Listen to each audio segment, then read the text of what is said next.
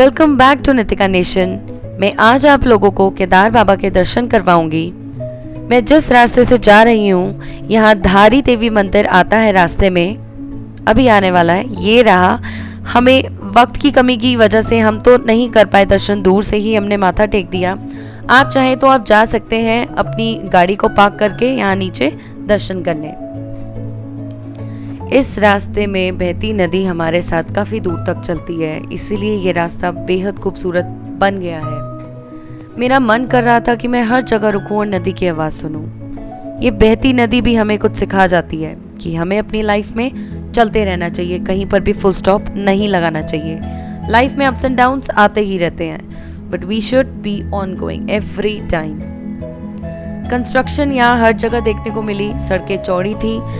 बचपन में मैं आई थी यहाँ पर, तब की सड़कें और अब की सड़कों में ज़मीन आसमान का फ़र्क है। अब कोई भी रिस्क नहीं है।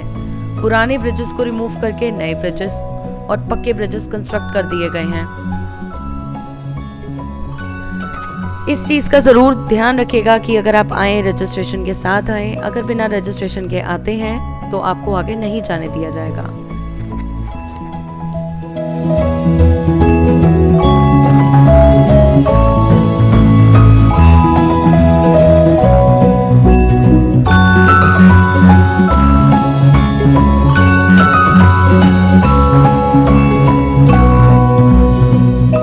और हम फिर यहाँ पर रुके। रजिस्ट्रेशन के जितने भी पेपर्स थे हमने इनको दिखाए, उन्होंने वेरीफाई किया और उसके बाद हमें पर्ची दी, जिसको लेकर हम आगे के लिए चल दिए। क्योंकि हम लोग दिन में निकले थे, पहुँचते पहुँचते रात हो गई थी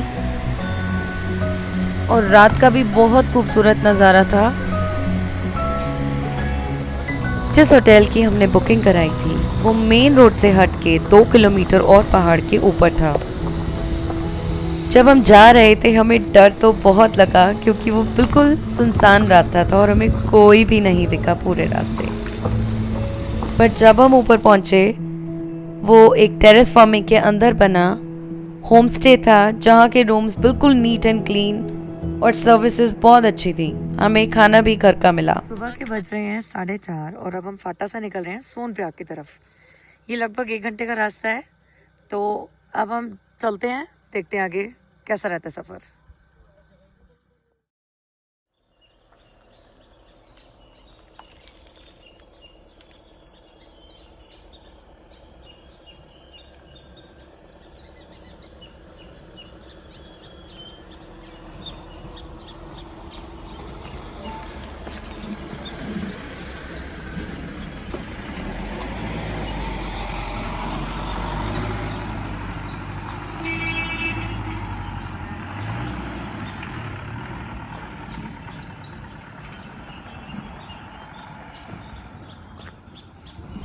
हम रात को 1 बजे के करीब पहुंचे थे, खाना वाना खाया और फिर सो गए थे। फिर सुबह 4:30 बजे के करीब हम चल पड़े थे।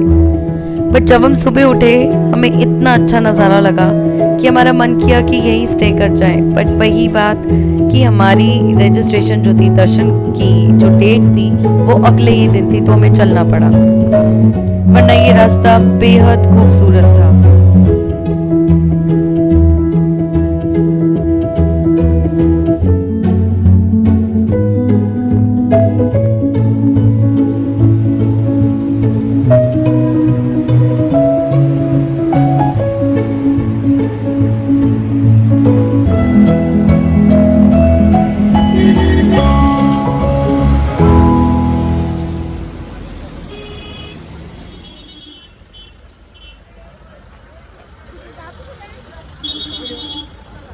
Good morning. अब हम लोग सोनप्रयाग पहुंच चुके हैं।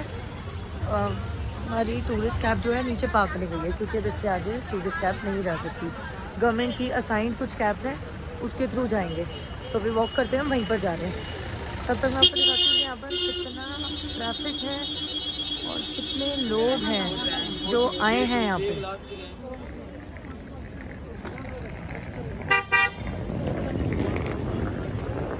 ये सारा पार्किंग एरिया है, तो यहाँ पर सब लोगों ने, जितने भी टूरिस्ट कैब है या इंडिविजुअल कार्स लेकर आए हैं या प्राइवेट लेकर आए हैं, तो यहाँ सब पार्क हुई हुई हैं।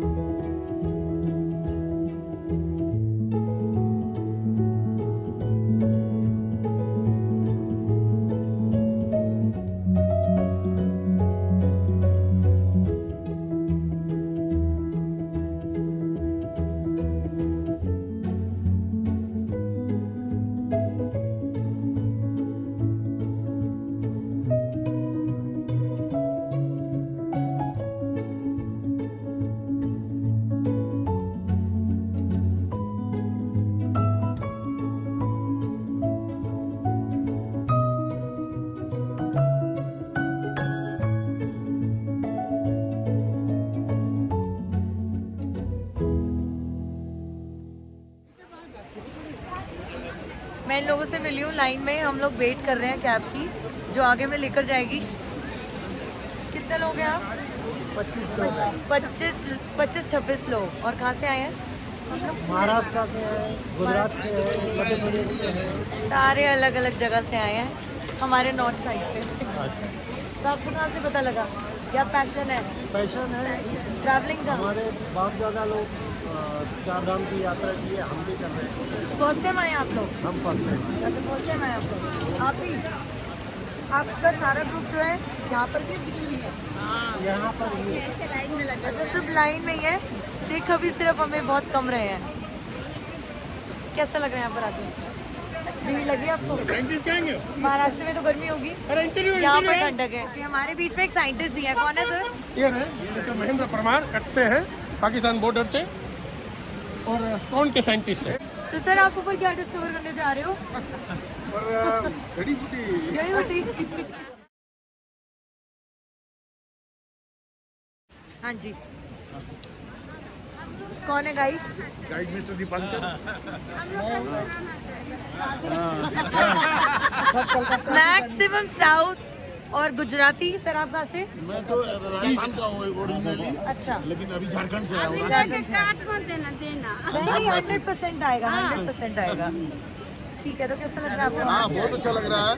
First time I am going to meet Kedar Baba. And it's very beautiful. हाँ, it's very beautiful. At least the experience is very beautiful. Yes,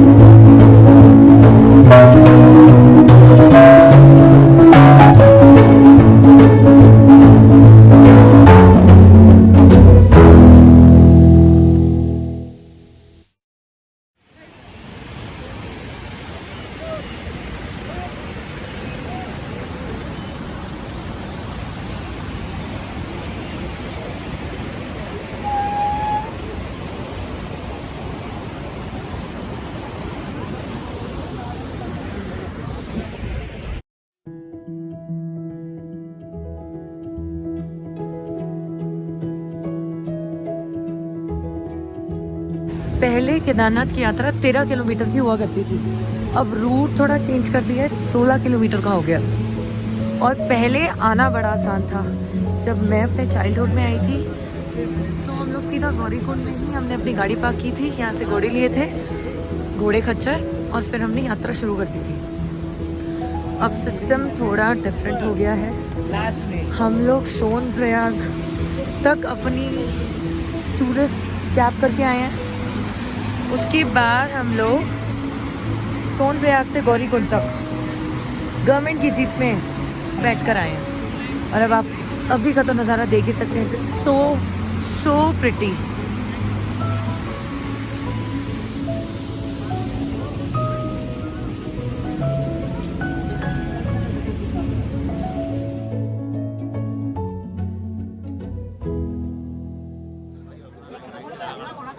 इतनी भीड़ है यहाँ पे। अभी हमें घोड़े खच्चर कुछ भी नहीं मिला। अभी हम सीढ़ियों के ऊपर चल रहे हैं, तो आगे पीछे देख सकते हैं कितनी भीड़ है।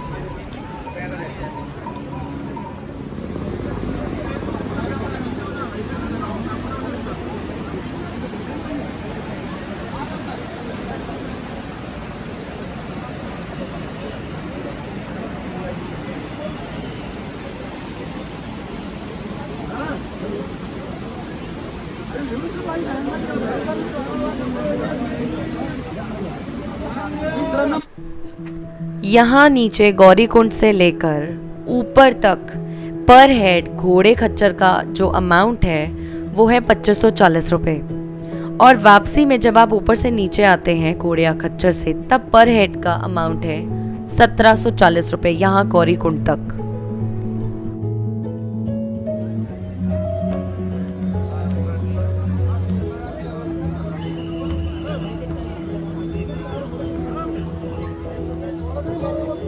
अभी मम्मी गिर गई थी तो इनको दोबारा घोड़े पे चढ़ाया है। यहाँ पर बात ये है, बारिश आई नहीं है तो इस वजह से स्लिपरी हो गई है। ये छोटा छोटा पाउडर बन जाते हैं और यहाँ इस चीज़ की वजह से घोड़ा या खच्चर स्लिप हो जाते हैं। पकड़ो पकड़ो पकड़ो। अब जा रहे हैं। केदारनाथ बाबा की खड़ी चढ़ाई और लंबा सफ़र है, इसलिए हमने घोड़े किए। पर घोड़े पर बैठना भी एक अपना रिस्क है, क्योंकि घोड़ा बार बार फिसलता है। मेरा मानना है कि ज़िंदगी का हर दिन अलग होना चाहिए। अगर आने वाला कल आज के जैसा ही हो तो आने वाले कल का कोई फ़ायदा ही नहीं। आने वाले कल के अंदर नए एक्सपीरियंस होने चाहिए, बहुत से नए मोमेंट्स होने चाहिए, कुछ तो ज़िंदगी में नया होना ही चाहिए। आप घर पर बैठे भी बहुत कुछ नया कर सकते हैं, जैसे नई नई रेसिपी बना सकते हैं, अपने आसपास नई जगहें देख सकते हैं, अपने अंदर कितने मोमेंट्स इकट्ठे कर सकते हैं, उसमें भी अपनी ज़िंदगी जी सकते हैं। मुझे तो ट्रैवल करने का बहुत क्रेज़ है, इसलिए मैं कोशिश करती हूँ नई नई जगह जाऊँ, वहाँ पेड़ पौधों को निहारूँ, बैठूँ और पेड़ पक्षियों की आवाज़ें सुनूँ, नदियों की आवाज़ें सुनूँ और अपना समय व्यतीत करूँ।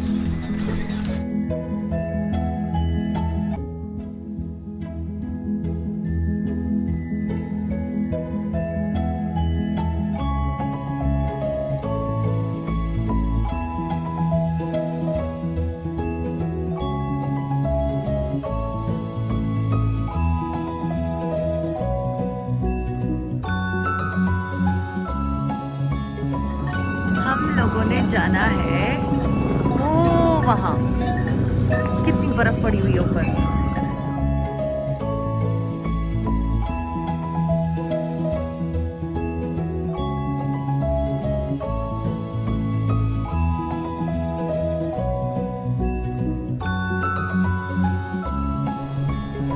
पूरे रास्ते हमें छोटे बड़े झरने काफी दिखे। यही तो हम लोग देखने आते हैं, इसी चीज़ का ही तो हम इंतज़ार करते हैं कब वक्त मिले और कब ऐसी जगहों पर जाएं जहां हमें ये सब चीज़ें देखने को मिले।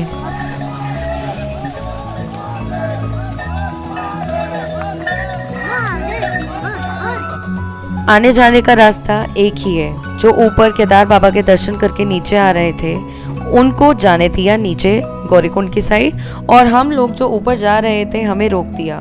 तो इससे आने जाने में कोई दिक्कत नहीं आई, थोड़ा सा वेट करना पड़ता था, बट फिर ये जो घोड़े खच्चर का ट्रैफिक था वो सॉर्ट आउट हो जाता था। भैया पिछले साल यात्री आए थे? आए थे। ज्यादा थे इस बार से कम थे? कम थे।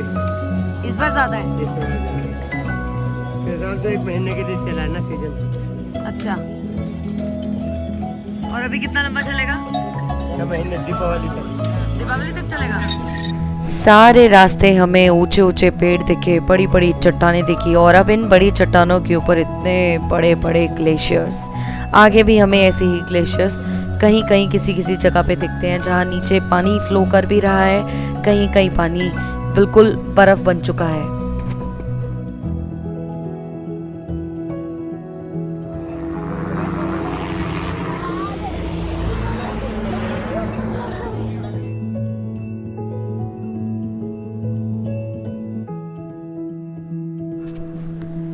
जैसे जैसे हम ऊपर जाते गए वैसे वैसे ठंडक बढ़ती गई और सारे पर्वत बादलों से घिरे दिखे। घोड़े खच्चर वालों ने हमें मंदिर से तकरीबन 1-1.5 किलोमीटर पहले ही उतार दिया था। ऊपर काफ़ी बारिश का मौसम बन चुका था और थोड़ी देर बाद बारिश होनी भी शुरू हो गई थी।